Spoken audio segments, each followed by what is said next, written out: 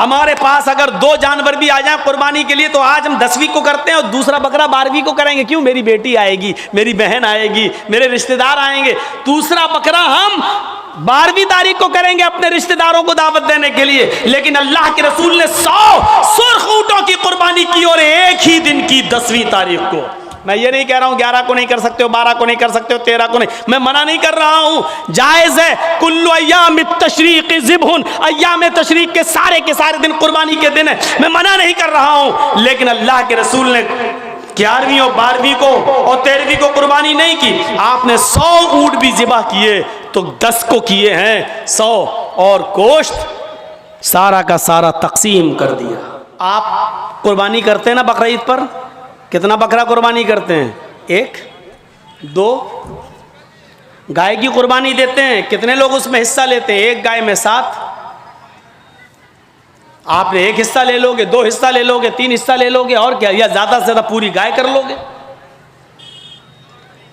क्या कभी किसी को सुना है कि उसने 100 बकरे कुर्बानी किए हों?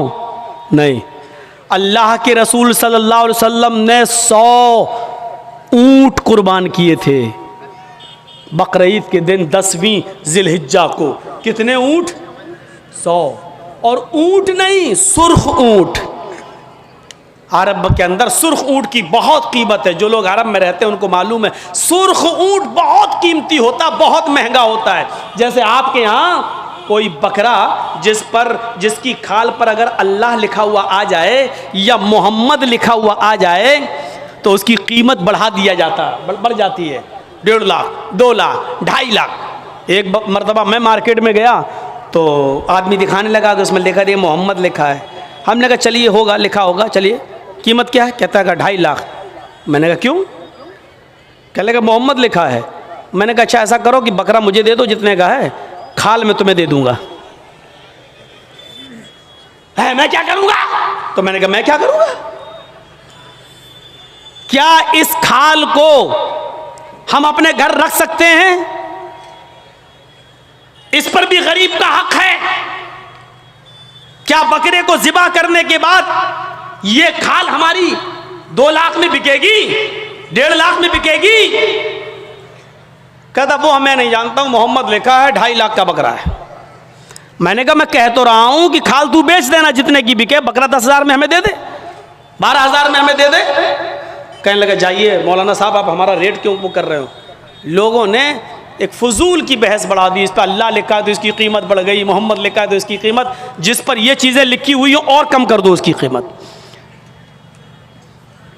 मेरे भाइयों, किसी हदीस में नहीं आया है कि जिस बकरे पर अल्लाह लिखा हो तो उसको इतने रुपए में खरीदो। और लिखा होता नहीं है, वो हमें और आपको उसका एक नक्श दिखाई देता है। बस ये अलिफ बाल ये लाम पूरी तरीके से देखा जाए तो पूरा लिखा हुआ भी नहीं होगा, उस पर तशदीद बनी होगी, फिर उस पर खड़ा अलिफ होगा, फिर आप पूरी तरीके से अगर देखें तो मिलेगा भी नहीं ऐसा, लेकिन महसूस ऐसा कराएंगे कि देखिए ये अल्लाह। हालांकि देखा जाए तो ये भी अल्लाह ही है। देखिए ये भी अल्लाह ही है।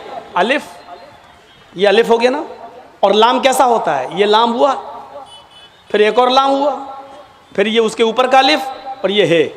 तो देखा जाए ये क्या है? अल्लाह ही है। अगर आप इस पर रोशनाई लगा दें पूरा, और फिर उसको आप ये दाहिने हाथ को इस तरीके से दीवार पे छाप दें तो आप देखेंगे अरबी में अल्लाह ही लिखा हुआ नजर आएगा, अल्लाह ही लिखा हुआ नजर आएगा। अब बताइए, जब अल्लाह लिखा हुआ नजर आएगा तो हम क्या माने? अब इस हाथ से आदमी शराब भी पी रहा है, अब इस हाथ से आदमी जुआ भी खेल रहा है, इस हाथ से गलत चीजों को भी पकड़ रहा है। तो इन चीजों से हैसियत नहीं बढ़ जाती है? साधुओं की तरह अल्लाह के रसूल के पास सब कुछ था, लेकिन कोई चीज आपने अपने ऊपर खर्च नहीं की। तारीख बताती है आपने 100 ऊंट भी ज़िबा किए तो 10 को किए हैं 100, और गोश्त सारा का सारा तकसीम कर दिया। आपने अपने पास कुछ नहीं रखा। जरजीश साहब शादी से पहले किस पे सोते थे? दरी पर, चटाई पर, जर्जी साहब की शादी हो गई, जहेज़ में डबल बेड मिल गया, मसहरी मिल गई, बिस्तर मिल गया। शादी के बाद हमारी सोने की स्टाइल बदल गई, चलने की स्टाइल बदल गई। जर्जी साहब साइकिल पे चलते थे, अब बाइक पे चल रहे हैं। बड़े आदमी हैं, 4 व्हीलर भी दे दी होगी, हो सकता है ससुराल वालों ने, अब 4 पहिए की गाड़ी पे चल रहे हैं। रहने की स्टाइल बदल सकती है, लेकिन मोहम्मदुर रसूलुल्लाह 25 साल की उम्र में जब 40 साल की एक बूढ़ी औरत खदीजा से निकाह करते हैं। खदीजा अरब की बहुत बड़ी दौलतमंद और रईस खातून थी। जब अल्लाह के रसूल की शादी उनके साथ होती है तो खदीजा अपने साथ सारा माल भी लेके आती हैं, सारा खजाना लेके आती हैं, सारा बिजनेस लेकर आती हैं। अल्लाह के नबी सल्लल्लाहु अलैहि वसल्लम शादी के बाद भी उसी चटाई पर, उसी इकहरे बिस्तर पे सोया करते थे जो शादी से पहले आप सोया करते थे। आप ताज्जुब करेंगे, एक बार अल्लाह के नबी सल्लल्लाहु अलैहि वसल्लम जिस बिस्तर पे सो रहे थे, हजरत आयशा ने उस बिस्तर पर लेट कर देखा जो काफी गड़ रही थी। फरमाया अल्लाह के नबी को ये बिस्तर कितना गड़ता होगा, कितना चुभता होगा। हजरत आयशा ने उस बिस्तर को दोहरा कर दिया, दोहरा इकहरा था उसको दोहरा कर दिया ताकि थोड़ा सा नरम हो जाए। अल्लाह के नबी उस बिस्तर पे सो जाते हैं, तहज्जुद की नमाज में नहीं उठ पाते हैं। जब आँख खुली तो फजर का वक्त था, फजर की नमाज पढ़ाने के बाद जब घर पे आते हैं तो पूछते हैं आयशा तुमने बिस्तर पर ऐसी कौन सी चीज बिछा दी थी? आयशा तुमने बिस्तर पर ऐसा क्या बिछा दिया था? आज मुझे नींद आ गई और मैं रात में अल्लाह की इबादत न कर सका, तहज्जुद के अंदर उठ नहीं सका। फरमाया अय अल्लाह के नबी बिस्तर के नीचे तो मैंने कुछ नहीं बिछाया, वो बिस्तर जो इकहरा था उसको मैंने दोहरा कर दिया। मैंने लेट कर देखा, आपको कैसे नींद आती होगी, वो तो काफी चुभ रहा था, काफी गड़ रहा था, मैंने उसको दोहरा कर दिया। फरमाया आयशा ऐसा मत करो, जैसा बिस्तर पहले बिछाती थी उसी तरह बिछाओ, बिस्तर को इकहरा रहने दो, मेरी पीठ पर गड़ता है तो गड़ने दो, मेरी पीठ पर चुभता है तो चुभने दो। जब बिस्तर गड़ता था चुभता था तो मेरी आंख खुल जाती थी और मैं रात में उठकर तहज्जुद की नमाज पढ़ लिया करता था, अल्लाह को याद कर लिया करता था। आयशा आइंदा बिस्तर उसी तरह बिछाओ, मेरे लिए आराम का ऐसा इंतजाम न करो कि बिस्तर पर मुझे नींद आ जाए और फिर मैं उस रात में उठकर अल्लाह को याद न कर सकूं, उस रात उठकर मैं अल्लाह को का जिक्र न कर सकूं, तहज्जुद की नमाज न पढ़ सकूं। आयशा अल्लाह ताला को रात की तारीकियों में याद करने का मजा कुछ और है जब सारी दुनिया सो रही होती है और मेरी करवट, मेरी कमर नरम गरम बिस्तरों से अलग होती है और सजदे में सर होता है, तो उस वक्त का मजा कुछ और होता है कि सारी दुनिया ख्वाबे खरगोश में मस्त है और अल्लाह का एक बंदा अपने रब से अजाब जहन्नम की पनाह मांग रहा है, जन्नत का सवाल कर रहा है, रात की तारीकी में अपना सर सजदे में रख के उसको मालिक और अपने आप को अल्लाह का गुलाम बना रहा है। आयशा तुमने बिस्तर को ऐसे बिछा दिया कि इस बिस्तर पर मुझे इतनी नींद आ गई कि मैं रात को उठ नहीं सका। आयशा मुझे इतना आराम न दो कि मैं रात में उठकर अल्लाह को याद न कर सकूं। रहने सहने में शादी के बाद भी कोई फर्क नहीं आया, यहाँ तो शादी के बाद बिस्तर बदल जाते हैं, रहन सहन की स्टाइल बदल जाती है, रहने सहने का तरीका बदल जाता है, उसमें प्रमोशन हो जाता है, तरक्की हो जाती है। लेकिन मोहम्मद रसूलुल्लाह की जिंदगी पे नजर डालो कि अल्लाह के नबी ने शादी से पहले जिस बिस्तर पे लेटते थे शादी के बाद भी उसी बिस्तर पर, जबकि खदीजा की दौलत नबी के कदमों पे थी, लेकिन अल्लाह के नबी ने खदीजा की दौलत को अपने ऊपर इस्तेमाल नहीं किया। खदीजा जो दौलत लेकर आई उस दौलत को भी अल्लाह के रसूल ने दीन के काम में गरीबों और मिस्कीनों में लुटा दिया। मेरे भाइयों हमें देखना है कि साधु कौन है। साधु उसको कहते हैं जिसके पास सब कुछ हो, दौलत की कमी ना हो, लेकिन उसने अपने ऊपर कोई चीज खर्च न की हो, सब गरीबों और मिस्कीनों में लुटा दिया हो। इस तारीफ का सही हकदार सिर्फ जनाब मोहम्मद रसूलुल्लाह सल्लल्लाहु अलैहि वसल्लम है। आपके पास किस चीज की कमी थी? लोग कहते बहुत गरीब थे, ये थे नहीं, अल्लाह के रसूल से ज़्यादा कोई अमीर था? अल्लाह ने कहा था कहो तो इस पहाड़ को हम सोने का बना दें, और ये ओहद पहाड़ जब सोने का बन जाए तो जहां आप चलें ये पहाड़ भी आपके साथ चले।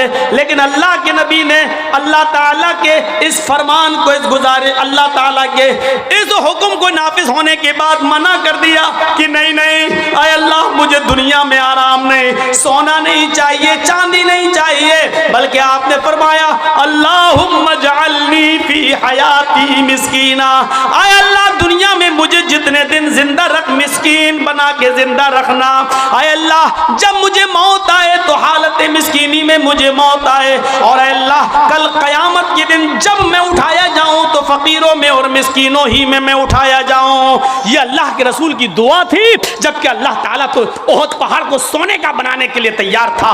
नबी अकरम जहां चलते पहाड़ आपके साथ साथ चलता, लेकिन अल्लाह के रसूल ने पहाड़ को सोने का बनाने से मना कर दिया और कहा कि मुझे दुनिया के ऐशो आराम नहीं चाहिए।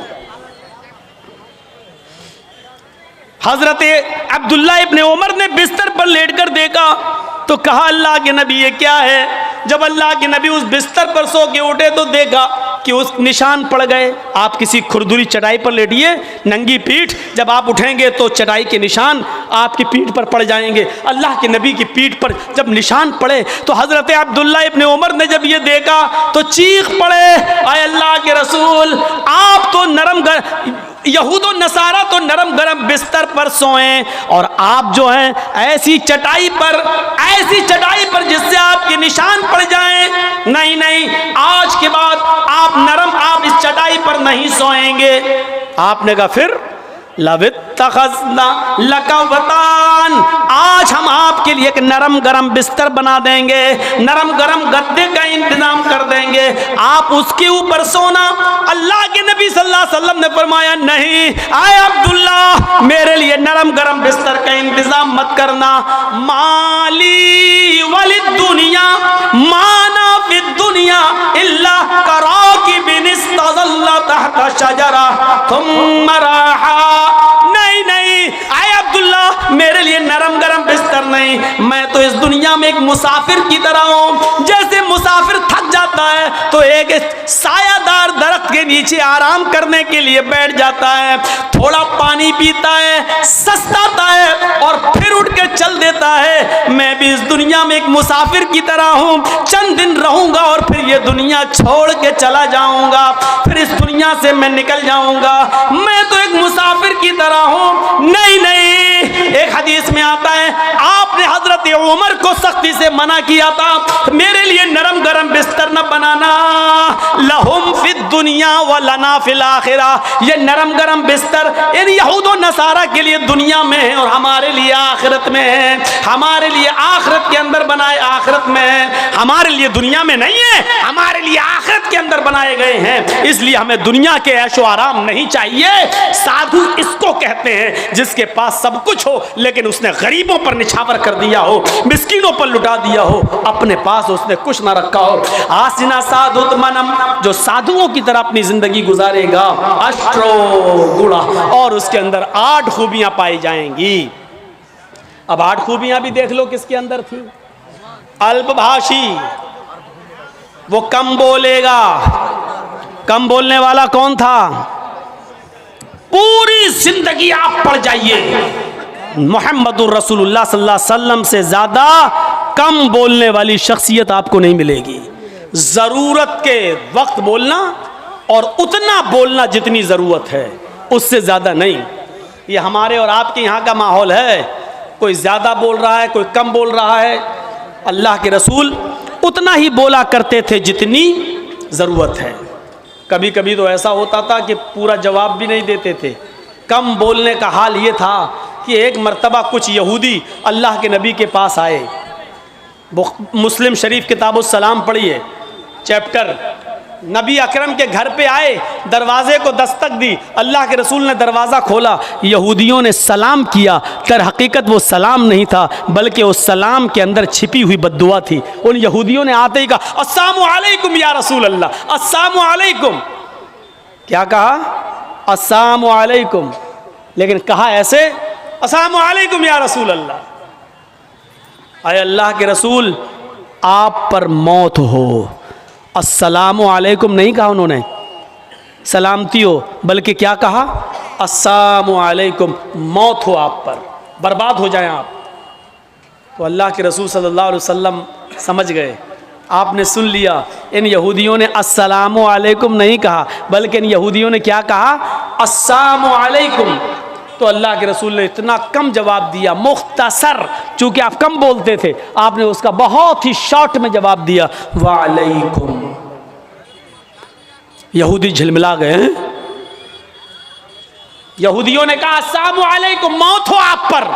आपने उसके जवाब में सिर्फ इतना कहा, वालेकुम, तुम पर हो, यानी जो तुम मुझ पर भेज रहे हो वो तुम पर हो।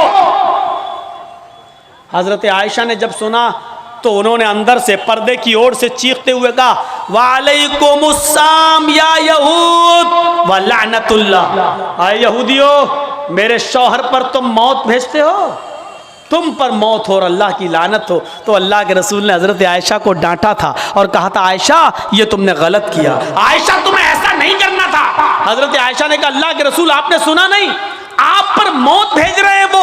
अल्लाह के नबी ने कहा, आयशा क्या तुमने सुना नहीं, मैंने उनको क्या जवाब दिया? उन्होंने कहा अस्सलामु अलैकुम, मैंने कह दिया वालेकुम। जो उन्होंने मुझ पर भेजा मैं उनको भेज चुका हूं, मैं उनको बोल चुका हूं। तुमने अपनी तरफ से ज्यादती की है, गलत किया, जाओ माफी मांगो तुम। मेरे प्यारे साथियों, तसव्वुर करें आप, अल्लाह के नबी कितना कम बोलते थे। कम बोलने को अपनी आदत बनाइए, जरूरत के तहत बोलिए, क्योंकि ज़बान से ही अक्सर गुनाह होते हैं। ज़्यादा ज़बान इस्तेमाल करोगे फिसलेगी।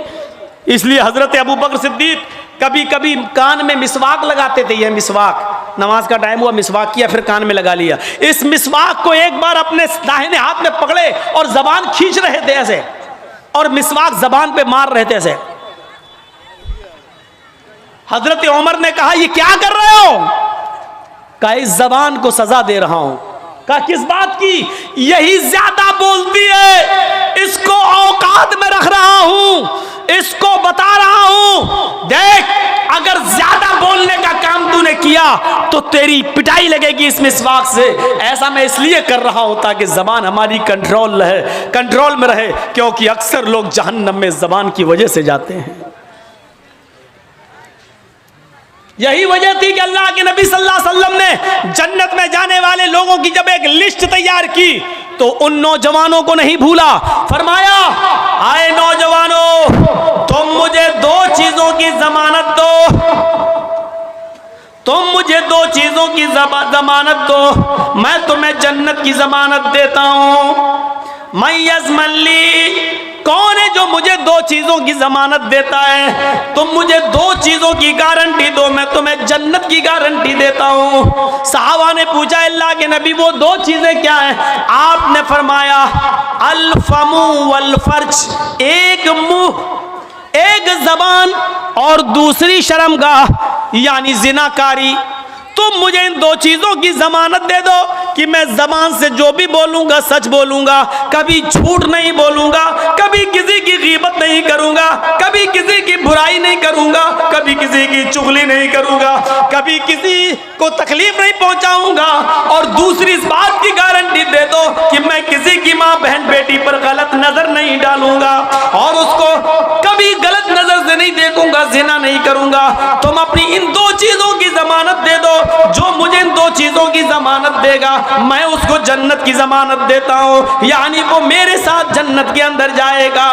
जबान की वजह से अक्सर लोग जहन्नम में जाते हैं और दूसरी शर्मगाह जिनाकारी की वजह से जहन्नम का शिकार होते हैं लोग। तो मेरे प्यारे साथियों, अल्लाह के रसूल बहुत कम बोला करते थे और कम बोलने का हुक्म भी दिया करते थे कि लोगों जरूरत के तहत बस बोलो, ज्यादा मत बोलो।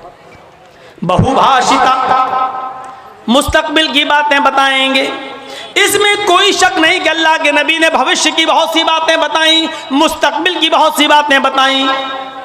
कुर्ब क़यामत ऐसा होगा, ऐसा होगा, ऐसा होगा, लेकिन आपने अपनी तरफ से कुछ नहीं बताया। मा यंतिक़ु अनिल हवा इन हुवा इल्ला वह्युन यूहा। मेरे नबी अपनी तरफ से कुछ नहीं बोलते, वो जो कुछ भी बोलते हैं अल्लाह रब्बुल आलमीन की तरफ से वही के आ जाने के बाद। लेकिन मुस्तकबिल की बातें बताई, ये बात ठीक है नहीं? देखिए, अल्लाह के नबी ने 1400 साल पहले फ्यूचर की ये बात बताई थी, जो आज हर्फ बहर्फ साबित हो रही है। निसाउन कासियातुन आरियातुन मुमीलातुन वमाइलात। एक ऐसा जमाना आ जाएगा, एक ऐसा जमाना आ जाएगा कि तुम देखोगे लोगों को, तुम देखोगे औरतों को, तुम देखोगे लेडीज को, तुम देखोगे ख्वातीन को, तुम औरतों को देखोगे कासियात। देखने में तो वो कपड़े पहने हुए दिखाई देंगी, बज़ाहिर तो उनके जिस्म पर कपड़ा होगा। आरियात, लेकिन हकीकत में वो बरहना होंगी, हकीकत में वो नंगी होंगी। कपड़ा तो पहनेंगी, लेकिन कपड़ा पहनने के बावजूद वो नंगी होंगी, वो बरहना होंगी। आज उनके कपड़े देख लो, छोड़िए शादियों का हाल, जलसे में आने वालियों को देख लो।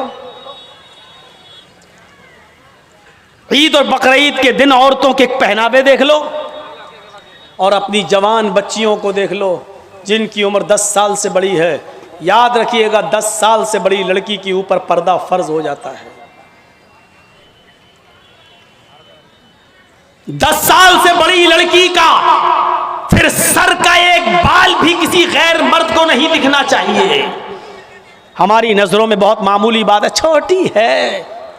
अल्लाह के रसूल ने फरमाया था, जब तुम्हारा बेटा 7 साल का हो तो उसको नमाज का हुक्म दो, और 10 साल का हो तो नमाज के लिए ज़बरदस्ती करो, ना पढ़े तो उसको मारो पीटो। 10 साल के बाद कुरान और हदीस के सारे अहकाम नाफिज हो जाते हैं।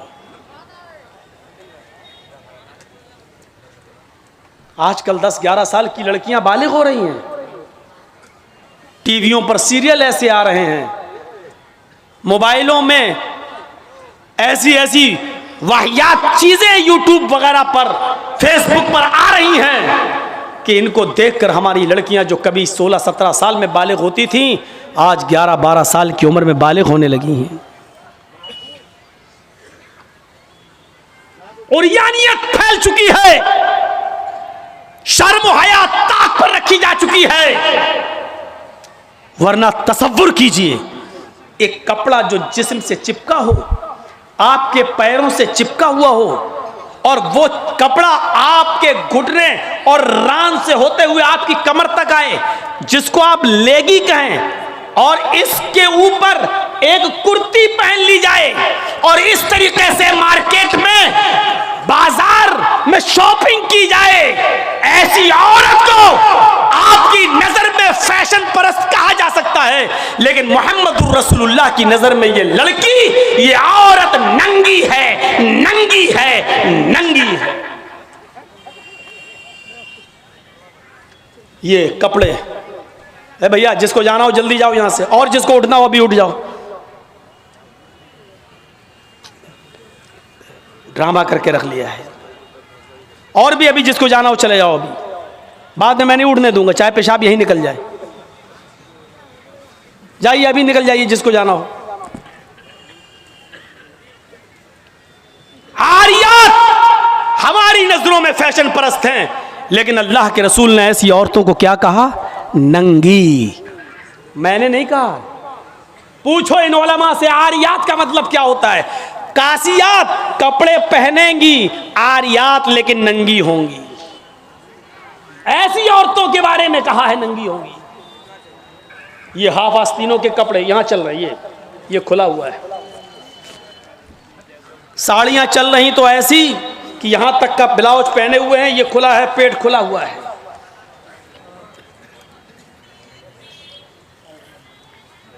और जो चंद बुरके अब चल भी रहे हैं बिहार बंगाल में, पहले तो चलते नहीं थे, तो अब बुरकों में भी डिजाइन चलने लगी है। कड़े हुए बुरके, डिजाइनदार बुरके। अब एक बात बताइए, बुरके को आप एक तो डिजाइनदार बना रहे हैं, और दूसरा जब औरत या लड़की जब बुरका ओढ़ती है तो सीने पर फूल बना दिए आप। ये बताइए यहां फूल बनाने की क्या जरूरत थी? जब वो पहनती है तो फूल सीने पर, और वो लड़की ने ये बुर्का खरीदा क्यों? इसका मतलब क्या है कि वो भी इसलिए खरीद रही है ताकि मेरे फूलों पर नजर।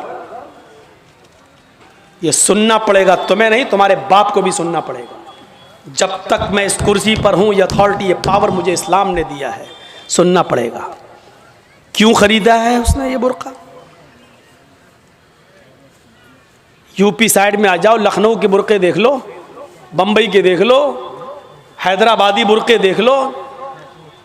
कसम खुदा की अब बुर्के बुर्के नहीं रह गए। अब 60 साल की बुढ़ी भी ओढ़ ले तो ऐसा लगता है जैसे वो 18 साल की लड़की जा रही है। ये बुर्के एक बार सच्चा वाकया है। 60, 65, 70 साल की बुढ़िया ऐसा ही बुर्का ओढ़ के चेहरा छुपा के जा रही थी धीरे धीरे। भाई बुढ़ी थी, वो धीरे धीरे चल रही थी, तो एक लड़का उसका पीछा करने लगा।